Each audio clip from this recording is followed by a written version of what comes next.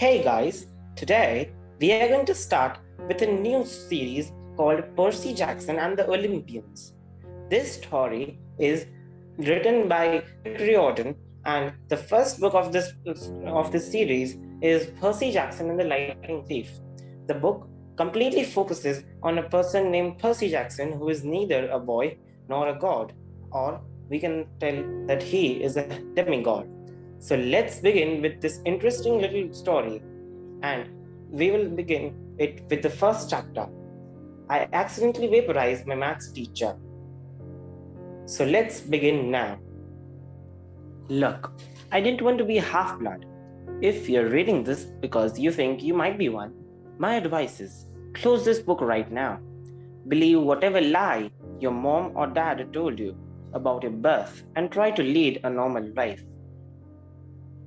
Being a half-blood is dangerous. It's scary. Most of the time, it gets you killed in painful, nasty ways. If you're a normal kid, reading this because you think it's fiction, read on. I envy you for being able to believe that none of this ever happened. But if you recognize yourself in these pages, if you feel something stirring inside, stop reading immediately. You might be one of us. And once you know that, it's only a matter of time before they sense it too. And they'll come for you. Don't say I didn't warn you. My name is Percy Jackson. I am 12 years old. Until a few months ago, I was a boarding student at Yancey Academy, a private school for troubled kids in upstate New York. Am I a troubled kid? Yeah, you could say that. I could start at any point in my short, miserable life to prove it. But things really started going bad last May, when our 6th grade class took a field trip to Manhattan. 28 mental case kids and 2 teachers on a yellow school bus heading to the Metropolitan Museum of Art to look at the ancient Greek and Roman stuff. I know, it sounds like torture. Most Yancey field trips were, but Mr. Brunner, our Latin teacher, was leading this trip, so I had hopes. Mr. Brunner was this middle-aged guy in a motorized wheelchair. He had thinning hair and a scruffy beard and a frayed tweed jacket, which always smelled like coffee. You wouldn't think he'd be cool, but he told stories and jokes and let us play games in his class. He also had this awesome collection of Roman armor and weapons, so he was the only teacher whose class didn't put me to sleep. I hoped the trip would be okay. At least I hoped that for once I wouldn't get in trouble. Boy, was I wrong. See, bad things happen to me on field trips. Like at my 5th grade school, when we went to Saratoga battlefield, I had this accident with the Revolutionary War cannon. I wasn't aiming for, of course, I got expelled anyway. And before that, at my 4th grade school, when we took a behind-the-scenes tour of the Marine World Shark Pool, I sort of hit the wrong lever on the catwalk and our class took an unplanned swim. And the time before that. Well, you get the idea. This trip, I was determined to be good. All the way into the city, I put up with Nancy Bobofit, the freckly red-headed kleptomaniac girl, hitting my best friend, Grover, in the back of his head with chunks of peanut butter and ketchup sandwich. Grover was an easy target. He was scrawny. He cried when he got frustrated. He must have been held back several grades because he was the only 6th grader with acne and the start of a wispy beard on his chin. On top of all that, he was crippled. He had a note excusing him from PE for the rest of his life because he had some kind of muscular disease in his legs. He walked funny, like every step hurt him, but don't let that fool you. You should have seen him run when it was Enchilada Day in the cafeteria. Anyway, Nancy Bobofit was throwing wads of sandwich that stuck in his curly brown hair, and she knew I couldn't do anything back to her because I was already on probation. The headmaster threatened me with the death by in-school suspension if anything bad, embarrassing, or even mildly entertaining happened on this trip. I'm gonna kill her, I mumbled. Grover tried to calm me down. It's okay, I like peanut butter. He dodged another piece of Nancy's lunch.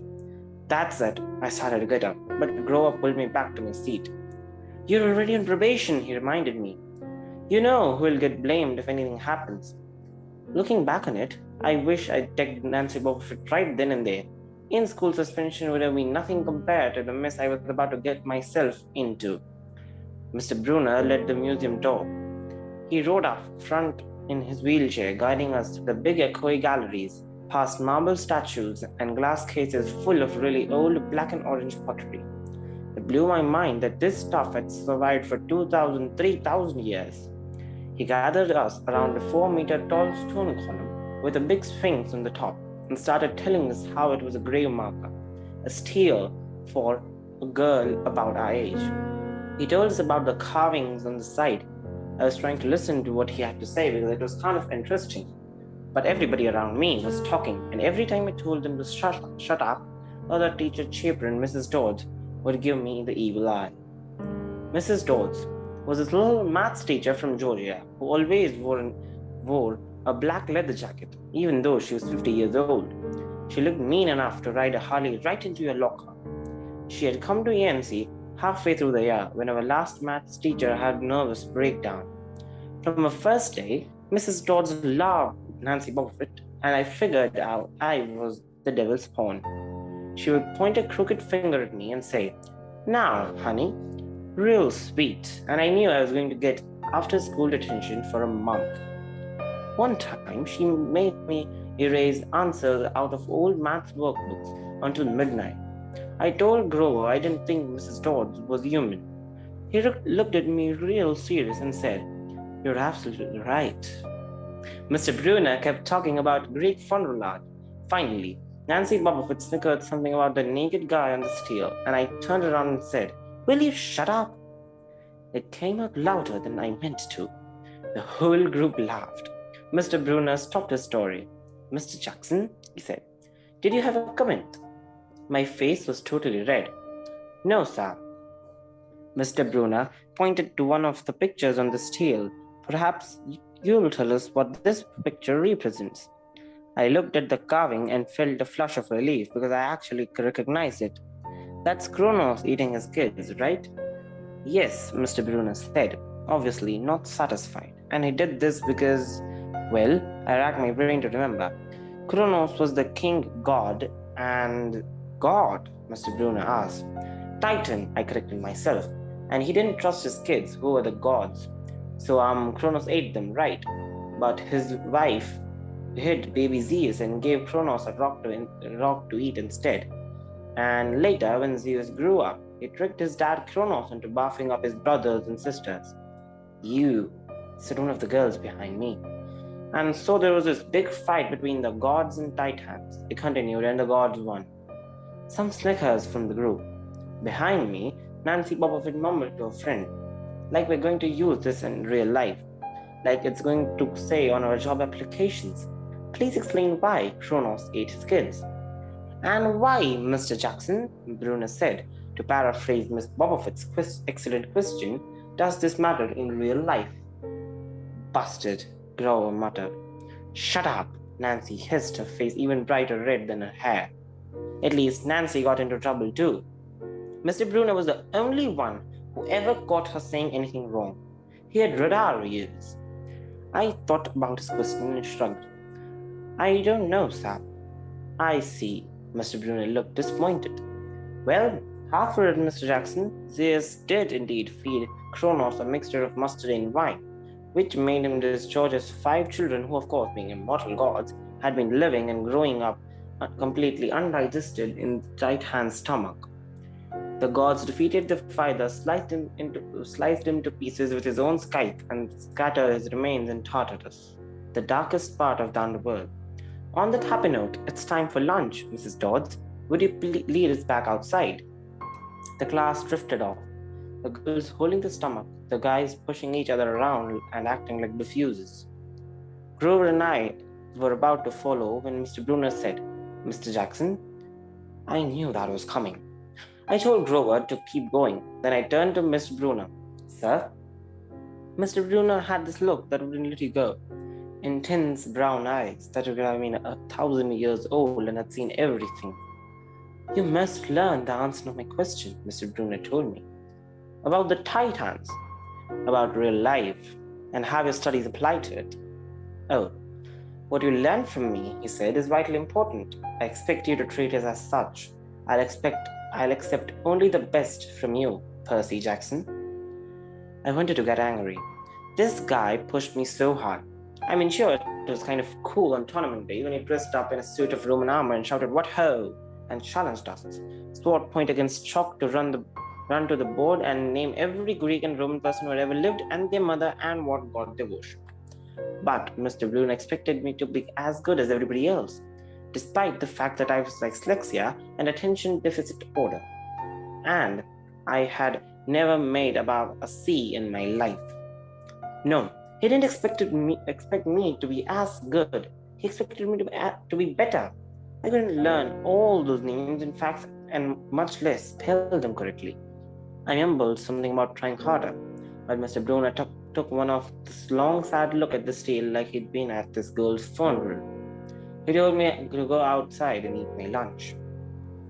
The class gathered on the front steps of the museum, where we could watch the foot traffic along the Fifth Avenue. Overhead, a huge storm was brewing with clouds blacker than I'd ever seen over the city. I figured maybe it was global warming or something, because the weather all across New York State had been weird since Christmas. We'd had snowstorms, flooding, wildfires from lightning strikes. I wouldn't have been surprised if this was a hurricane brewing in. Nobody else seemed to notice. Some of the guys were pelting pigeons with Lunchable crackers. Nancy Bobofit was trying to pickpocket something from a lady's bag, and of course Mrs. Dodds wasn't seeing a thing.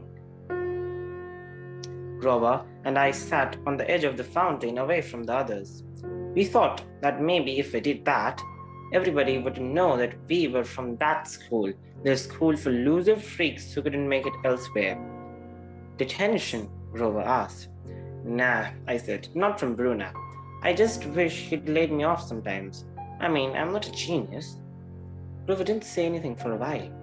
Then, when I thought he was going to give me some deep philosophical comment to make me feel better, he said, "Can I have your apple?"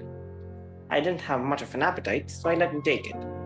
I watched the stream of cabs going down Fifth Avenue and thought about my mom's apartment, only a little ways uptown from where we sat. I hadn't seen her since Christmas. I wanted so badly to jump in the taxi and head home. She'd hug me and be glad to see me, but she'd be disappointed too. She sent me right back to Riancy, remind me that I had to try harder.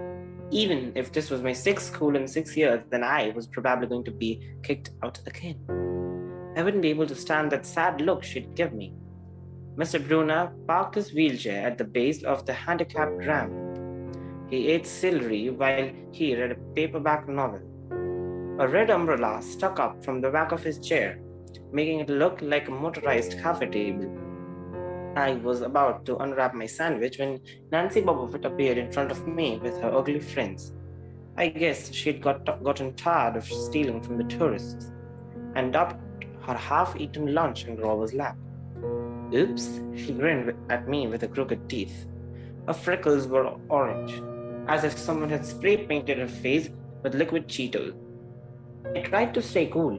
The school counselor had told me 1,000,000 times, "Count to 10, get control of your temper," but I was so mad my mind went blank. A wave rolled in my ears. I don't remember.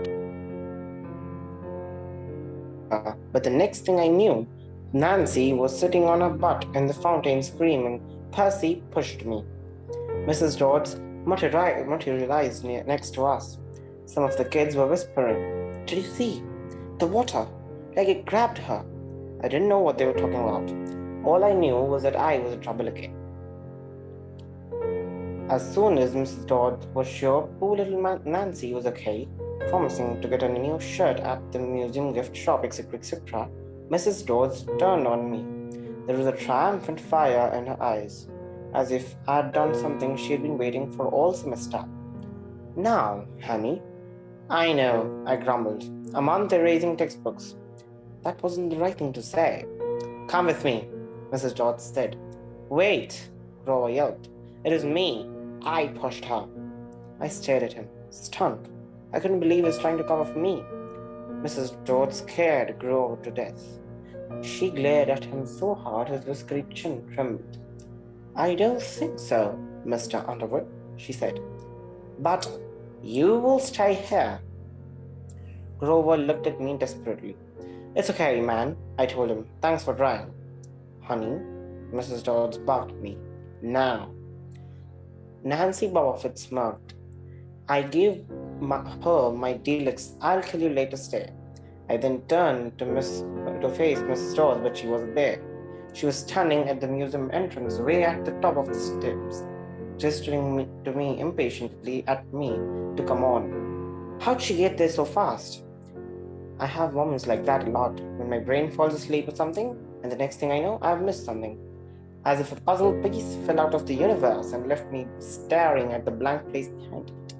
The school counselor told me this was part of ADHD, my brain misinterpreting things.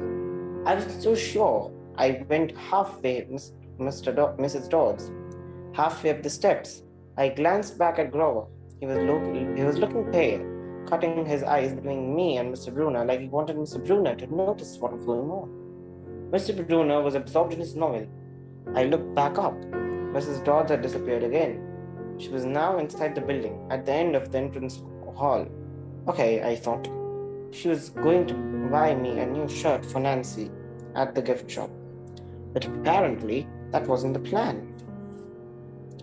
I followed her deeper into the museum when I finally caught up to her. We were back in the Greek and Roman section. Except for us, the gallery was empty. Mrs. Dodds stood with her arms crossed in front of a big marble frieze of Greek gods. She was making this weird noise in her throat like growling. Even without the noise, I would have been nervous. It's weird being alone with a teacher, especially Mrs. Dodds. Something about the way she looked at the frieze, as if she wanted to pulverize it. You've been giving us problems, honey, she said. I did the same thing, I said. Yes, ma'am. She tucked on the cuffs of her leather jacket. Did you really think you would get away with it? The look in her eyes was beyond mad. It was evil. She's a teacher, I thought nervously. It's not like she's going to hurt me. I said, I'll try harder, ma'am. Thunder shook the building. We're not fools, Percy Jackson, Mrs. Dodds said. It was only a matter of time before we found you out. Confess, and you'll suffer less pain.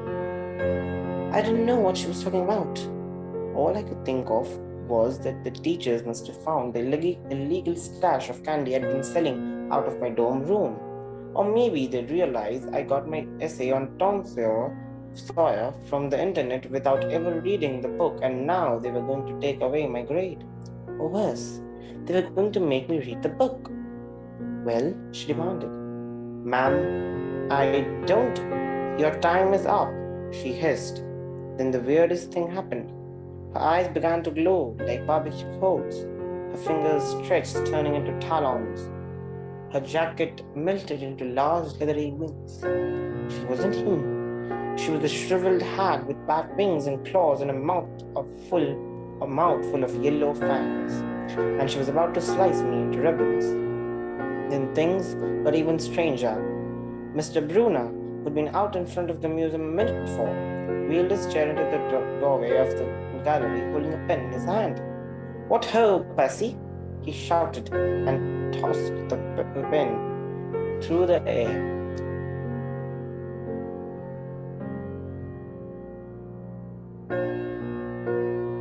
Mrs. Dodds lunged at me. With a yelp, I dodged and felt talons slash the air next to my ear. I snatched the ballpoint pen out of the air, but when it hit my hand, it wasn't a pen anymore. It was a sword. Mr. Brunner's bronze sword, which he always used on tournament day. Mrs. Dodds spun towards me with a murderous look in her eye. My knees were jelly. My hands were shaking so bad I almost dropped the sword. She snarled, "Die, honey," and she flew straight at me. Absolute terror ran through my body. I did the only thing that came naturally. I swung the sword. The metal blade tip hit her shoulder and passed clean through her body, as if she were made of water. Hiss. Mrs. Dodds was a sandcastle in a power fan.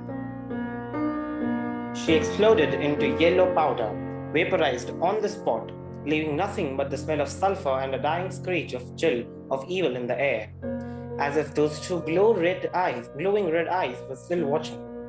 I was alone. There was a ballpoint pen in my hand. Mr. Brunner wasn't there. Nobody was there but me. My hands were still trembling. My lunch must have been contaminated with magic mushrooms or something. Had I imagined the whole thing? I went back outside. It had started to rain. Grover was sitting by the fountain, a museum map tinted over his head. Nancy Bobofit was still standing there, soaked from a swim in the fountain, rumbling to her ugly friends when she saw me. She said, "I hope Mrs. Carr whipped your butt." I said, "Who?" "Our teacher, duh." I blinked. We had no teacher named Mrs. Carr. I asked Nancy what she was talking about. She just rolled her eyes and turned away.